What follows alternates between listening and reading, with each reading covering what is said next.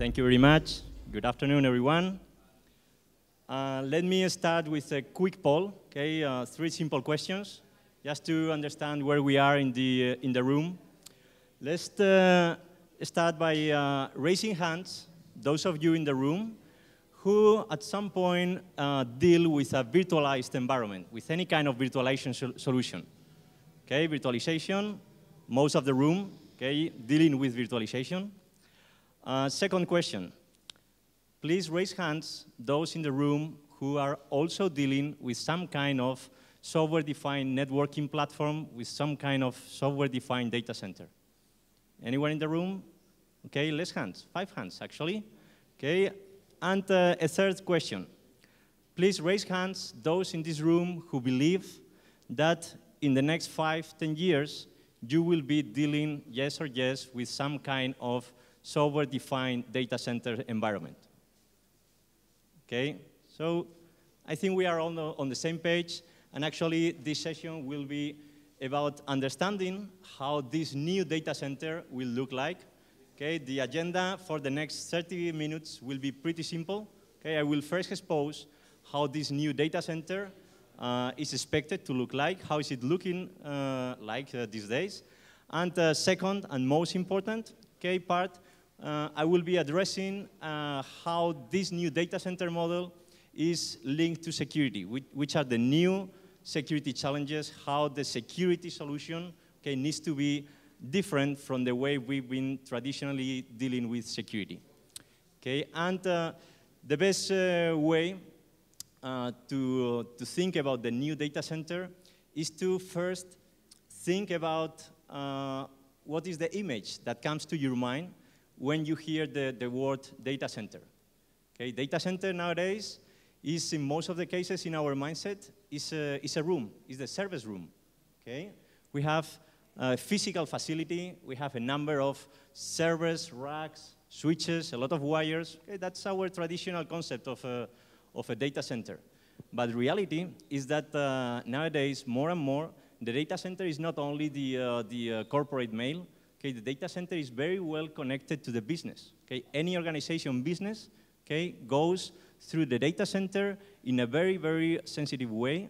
Okay, and that makes the data center not simply a bunch of servers. Okay, the data center for any organization today is a key part of the business. Okay, is the billing applications, is the CRM, is the ERM. Okay, key business components. Okay, that creates a new need.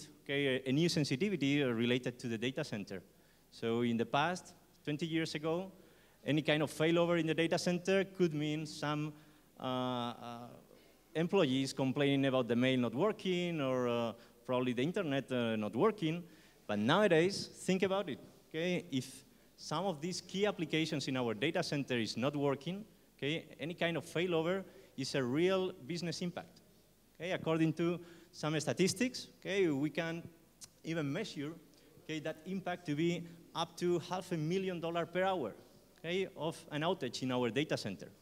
Okay, so that also creates, from the business point of view of an organization, a bigger awareness on how crucial, how important, and how much focus and resources any organization needs to dedicate to the data center, to the IT, okay, much more than in the past. So we need to now think, okay, what is really causing this kind of catastrophic outage? Okay, and I'm pretty sure most of you have or had in the past some good examples. Okay, probably our service providers not providing the internet connectivity that we need, probably some power issues, probably some configuration issues in our routers. Okay, there are a number of examples. But reality, whenever you ask to customers, is that most of them are identifying at least 1 out of 3 of those reasons to be related to security. A denial of service, a malware, any kind of security issue, okay, was causing 1 out of 3 of those critical problems for the business. So if this is so important for the business, okay, then we need to think how the security proposal, how the security solution, okay, can really be part of this business, okay? And we need to understand, okay, how the security is changing, okay, not only from this business connection point of view, but also from the architectural point of view. Okay, there is a clear evolution in how we've been managing security for the data center, starting in the physical ages, okay, where the physical servers were connected to some switches, to some routers, and at some point, okay, the traffic was inspected by a physical gateway. Okay, but then, okay, this is not new. Many organizations found out all the advantages of virtualizing servers.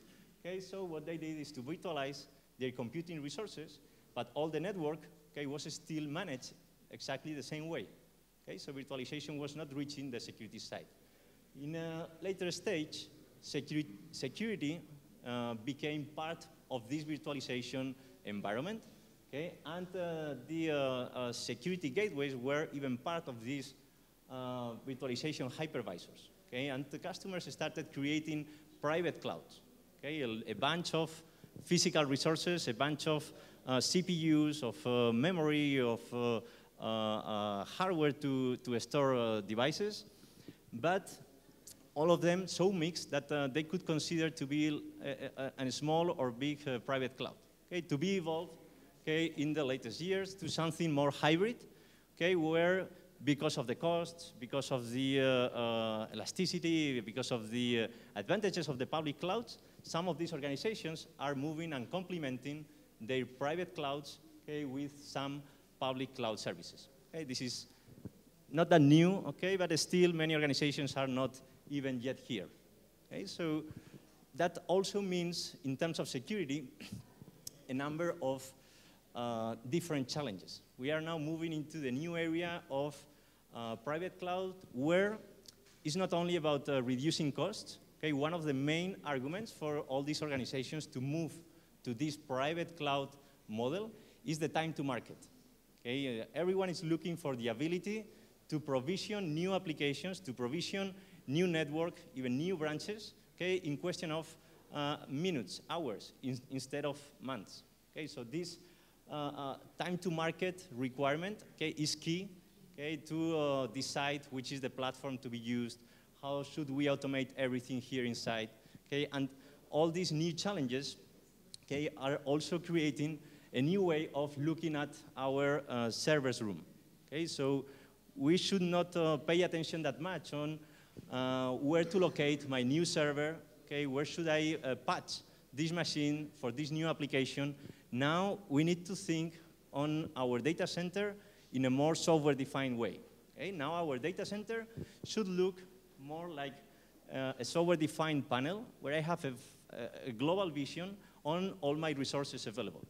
I have all the availability of my CPUs, how much memory I have overall in my data center, okay, how much space for storage do I have. So all my hardware resources are now mapped into a software solution that allows me a lot of efficiency. Okay, now I can really create a new application using all the unused hardware resources. Okay, and this is nothing really new. This is what we've been using for virtualizing. Okay, what is really new, okay, nowadays is that this kind of software-oriented data center is now including not only software-defined computing, but software-defined networking. Okay, this is the big revolution. Why? Because creating a virtual machine some time ago is nothing new. It's something that we all got used to be a very simple and fast task. It took a few minutes to have a new database server up and running. The problem is that that new server was not really up and running until we managed to connect it to the network, until we defined the security policy, until we defined which are the internet access for that machine. Okay? And all those networking factors are becoming nowadays a big bottleneck for that time to market value that everyone is looking for. Okay, so this bottleneck can be solved, and now we start getting new solutions ready in the market, okay, that allows us to move from a virtualized data center to a more software-defined data center, including SDN. Okay? Let me give you an example. So if we take, for instance, this OpenStack environment, this could be translated into Cisco ACI or VMware NS6. Okay? All of them are addressing not only the overall of the hardware resources available for us, they also include a network section, okay, in our case, that gives us a real-time vision on how our network looks like. It's a simple one. This is from my lab. But it gives me, okay, a first look at my network without having to pay attention to physical switches. I don't want to start dealing with physical patching with specific VLANs. Okay, now I can handle all my switching, all my networking, all my routing, and all my security by software. Okay, so in this environment, I could create a new instance, a new virtual machine, okay, exactly the same way that I am creating VMs, okay, in traditional solutions. Okay, that's nothing really new. I can simply decide which is my hardware where it will be running, okay, which are the hardware resources that I will assign, 1 CPU, 1 GB of memory, wherever, and what is the image, the source for this VM to be created. Okay, this is nothing new. What is really revolutionary is the fact that I'm not only creating that VM, but at the same time, I'm also assigning that VM directly to the network where I want to place that VM. Okay, that's a big revolution, and why not leveraging this capability in order to also provision the security at the same time. Okay, so the same way that I am creating this new instance and I'm connecting that instance in a question of minutes, okay, I can create a new instance that is not a database server, it's a security gateway. So instead of asking for my provider to get a new machine, a new appliance, okay, new pricing, new licensing, all of a sudden I can do all of that by software on demand. Okay, so I create a new security gateway based on the latest version available, okay, taking the license, and I can even connect it, okay, to a couple of networks, so that all of a sudden I can segment my data center, okay, very easily by placing, okay, a new security gateway in between existing VMs. So the concept is that simple. The impact is amazing, okay, because we are reducing all the networking bottlenecks. This is simply an example based on OpenStack. Now let's focus a little bit more on the security impact, okay, of all this new data center revolution. Okay, there is a major security shift, okay, which is about moving from the traditional concept of protecting our data center by protecting all the security perimeter, okay, from all the internal LANs and the internet, okay, but nowadays facing the challenge of a very dynamic cloud, okay, a private cloud here, okay, that leaves any infected machine with very strong power, okay, of infecting any other lateral machine. Okay, so there is now a very strong need for protecting also those. And it's not only about that. So this private cloud, okay, can be something that we can segment, okay, with the traditional approach. The problem is that this cloud, because it's so simple to modify, okay, is changing. The topology is changing on a daily basis, okay, because it's all based on software. So we need to provide the security that is also adjusting to all the dynamics of this new cloud model, okay? And not only that, people is expecting, okay, the security solution to protect new applications in this data center even before they are provisioned. So the demand have no limit, okay, in this scope, but the good news is that the security market is pretty ready now for these kind of challenges. Okay, the main goal is to make sure that security is not a bottleneck, and of course, to make sure that all these new data center architectures are even more secure than the traditional data center architectures. Okay? So, two main requirements from customers that are looking into these new models. First one sounds like something obvious, but security, strong security. So it's not only about protecting the perimeter, okay, they are asking for more security internally, okay, in the data center. Security that is supported with their SDN platforms. Security that is really isolating, okay, sandboxing all the highest level of security, okay, is not only about supporting specific platforms, okay, the security solution that you deploy needs to be secure, okay, it shouldn't be that obvious. And secondly, okay, a component that has always been important in the security architecture now becomes even more important, Okay, the security management is now key. This will be the new security factor making the difference from a traditional model from a new model. Okay, we need a security management that is not only a passive component, okay, it's a new active component adapting itself to all the new dynamics in the data center. Okay, let me give you some examples. So first, in terms of security, now that we have this generic private cloud with all these dynamics, we have identified that the perimeter security that we were traditionally addressing is only 20% of the traffic. All the rest of the traffic is based on east-west. Okay, so the security solution should protect both the south, north, and the east-west traffic. Okay, we need something protecting both, and not only that, we need a solution that is also aware of all the changes, okay, that are happening in my cloud. Okay, this is why now the security management, okay, is an active component that is getting updates. Now I create a new application in my data center, and guess what? All of a sudden, okay, the security management is aware of that and is changing the policy without a checkpoint operator or security administrator performing changes, replicating changes. Okay, it's all about automating. And usually automation and security are not very popular words altogether, okay, but there is a real need for that. And the good news is that there are ways to do it possible. So in terms of security, okay, again, it's not only about implementing a lot of firewalls internally to perform segmentation. Okay, it's about performing advanced segmentation. Okay, it's not only about a firewall, it's about an application layer firewall. It's about identity awareness policies, and it's about complementing access with threat prevention. Okay, with sandboxing, with IPS. Okay, all of those solutions that we traditionally had in the perimeter should be also now implemented at the inner part of the data center. And in that sense, okay, we are still relying, okay, on a perimeter.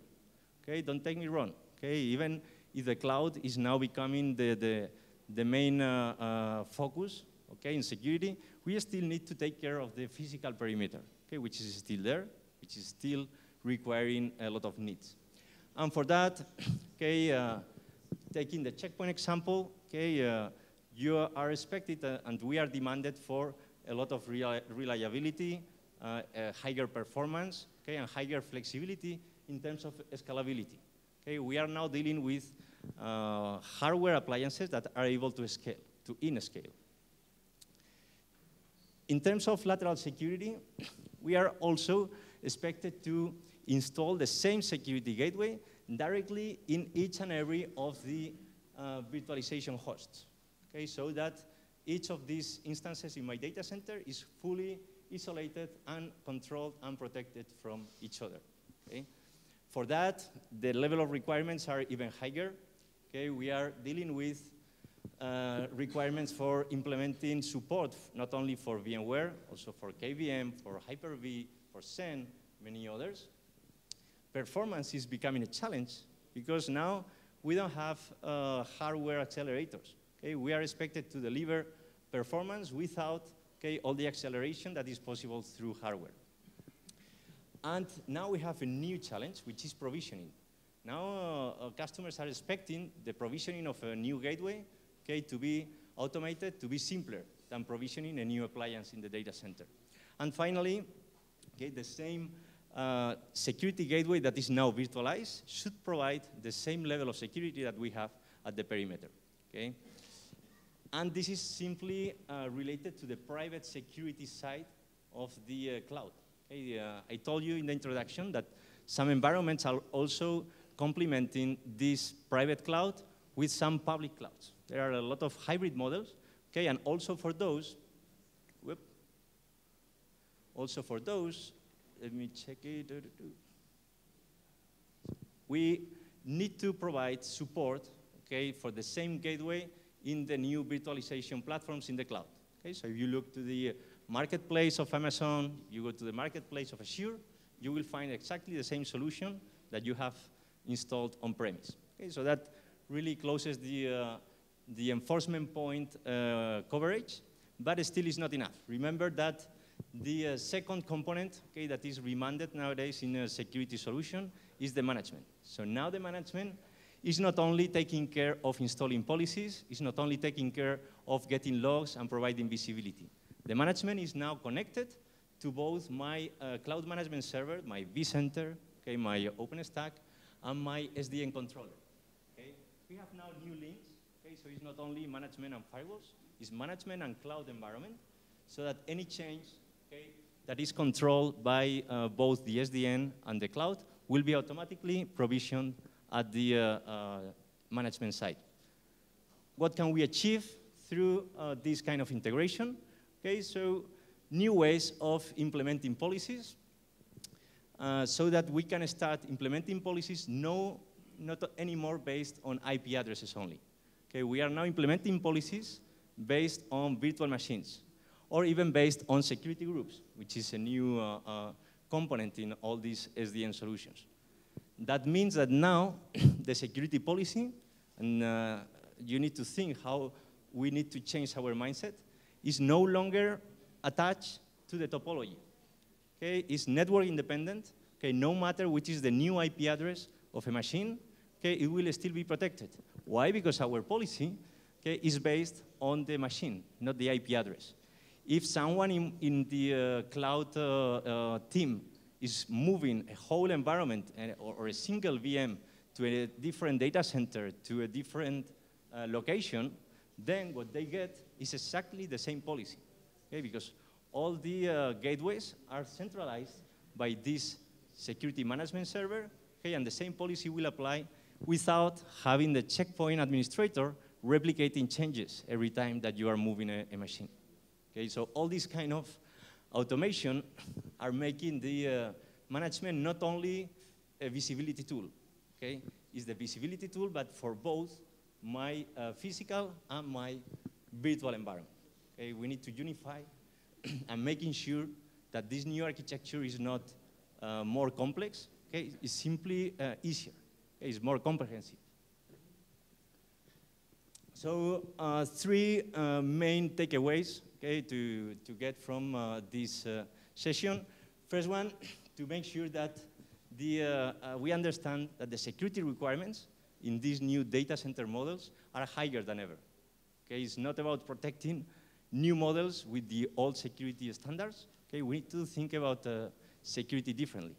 Secondly, the management side, okay, is very focused on the business. Okay, now the security is so linked to the business, okay, that we need also to think about security, taking care not only network parameters, but also business parameters.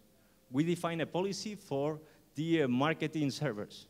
Okay, we don't define a policy for the marketing networks. Okay, that's the point. And finally, okay, we need to implement a solution that integrates with the key SDN players, with OpenStack, with Cisco ACI, with VMware. Okay, those are the main requirements in this scope. So that was it for this session. Thank you very much. Some minutes for questions now.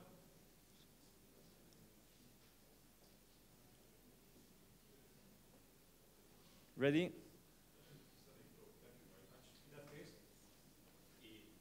Thank you.